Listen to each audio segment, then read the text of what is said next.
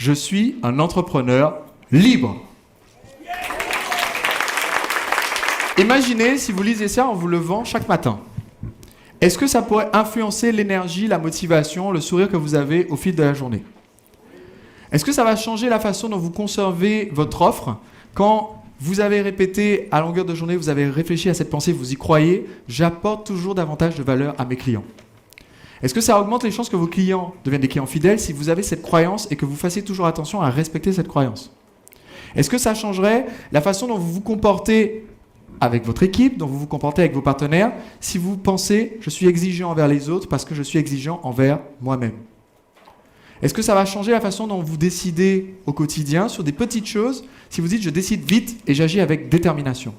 Parce que quand on décide vite, les gens qui réussissent, ils voient la situation, ils requièrent juste l'information dont ils ont besoin, prennent la décision, avancent à fond dans cette décision-là, et s'il faut la changer, ils ont déjà des informations concrètes sur pourquoi il faut changer. Les gens qui échouent réfléchissent très longtemps, ensuite prennent une décision pas très stable, font un petit pas, et si ça tangue un peu sur le petit pas, changent tout de suite d'avis. Combien pensent que l'un des deux comportements a plus de chances de nous amener au succès que l'autre comportement? Donc, avant de vous donner un petit exercice, j'aimerais juste faire une petite parenthèse parce que quelque chose d'intéressant s'est produit. Quand je fais le marketing de ce séminaire Entrepreneur Libre, combien d'entre vous ont écouté le podcast que j'ai publié à de nombreuses reprises avant? J'envoie des emails, j'envoie des vidéos, je communique énormément autour des valeurs de ce que c'est que d'être un entrepreneur libre. Je pense que peu d'entre vous ont été surpris des choses qui sont là-dedans. Il n'y a pas des choses qui sont en incohérence ou en clash total par rapport à ce que je dis de façon générale. Et là, pour la première fois, j'ai vu une annulation de dernière minute de quelqu'un qui a annulé. Je demande à l'équipe qu'est-ce qui s'est passé, est-ce qu'il y a eu un problème. Et ils me disent, non, cette personne nous a envoyé un mail pour dire, voilà, j'ai décidé de ne pas venir parce que ça ne correspond pas à mes valeurs. Je dis, c'est intéressant. Je vais regarder la liste, j'ai peut-être fait une faute de frappe quelque part, et je dis, je n'apporte moins de valeur à mes clients, peut-être qu'il y avait une faute de frappe. Je regarde, je dis, mais comment cette personne, qu'est-ce que cette personne a vu qui lui a fait dire, non, je ne veux pas me retrouver dans une pièce de gens qui pensent comme ça. Et donc, j'ai regardé l'échange d'emails et c'était très intéressant. C'était un monsieur qui s'était inscrit, donc je vais changer son prénom, on va l'appeler Didier. Et Didier a envoyé un mail en disant, voilà, j'ai regardé toutes les vidéos, je me suis inscrit, je n'étais pas enthousiaste, j'ai regardé toutes les vidéos, j'ai écouté tous les podcasts et je ne me reconnais pas trop là-dedans. Pourquoi ? Parce que je n'ai pas envie d'être le meilleur dans mon domaine, je n'ai pas envie d'essayer tout le temps d'apporter plus de valeur à mes clients. J'ai juste envie que ça me rapporte quelques euros de plus dans le mois et apporter beaucoup de valeur aux autres, etc., ça m'a l'air d'être beaucoup de travail. Combien d'entre vous pensent que c'est peut-être une bonne chose, bon, pour le partage avec tout le monde, que Didier n'ait pas participé? Mais je pense que ce qui est surtout important, c'est de comprendre deux choses. La première, peut-être que de la façon dont je définis ce concept de numéro 1, certains d'entre vous ont encore une inquiétude. Ok, être numéro 1, est-ce que ça ne risque pas de me rendre la vie un peu compliquée? M'entourer d'une équipe, est-ce que ça ne va pas me compliquer un peu plus la vie? Vendre à plus de personnes, apporter plus de valeur, créer plein de contenu gratuit, est-ce que ça ne va pas me compliquer la vie? Combien d'entre vous se sont posés à un moment donné cette question?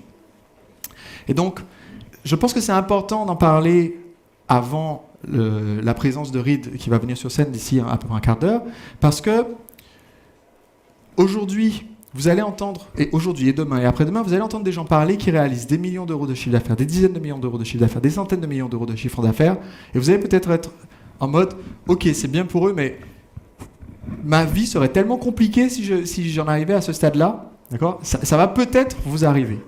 Vous allez peut-être être en mode « Ok, mon cas est différent. » Et dans ce cas-là, voilà.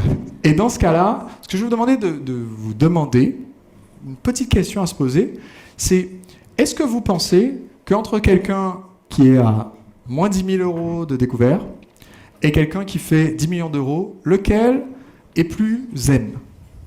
Celui qui fait 10 millions d'euros? Entre quelqu'un qui fait tout, qui fait toute la paperasse, qui doit tout vendre, qui doit livrer le produit au client, et quelqu'un qui est entouré et qui a une personne dans son équipe qui s'occupe de chaque poste, lequel est plus zen? Celui qui est entouré? Oui.